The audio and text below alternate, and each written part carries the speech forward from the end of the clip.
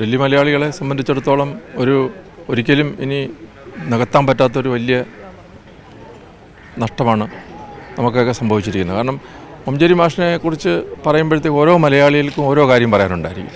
കാരണം അദ്ദേഹം നമ്മുടെ എല്ലാ കാര്യങ്ങൾക്കും ഒരു ഗുരുനാഥനെ പോലെ നമ്മളെ എങ്ങനെ ഒരു പൊതുസമൂഹത്തിൽ പ്രവർത്തിക്കണം, അല്ലെങ്കിൽ മറ്റുള്ള രീതിയിൽ എങ്ങനെയായിരിക്കണം ഒരു മനുഷ്യൻ ഇടപെടേണ്ടത്, എന്തായിരിക്കും നമുക്ക് സമൂഹത്തോടുള്ള കടമാണെന്നൊക്കെ വളരെ വ്യക്തമായിട്ട് നമ്മളോട് പറഞ്ഞു തന്നിട്ടുള്ള, കാണിച്ചു തന്ന് കടന്നുപോയിട്ടുള്ള ആളാണ്.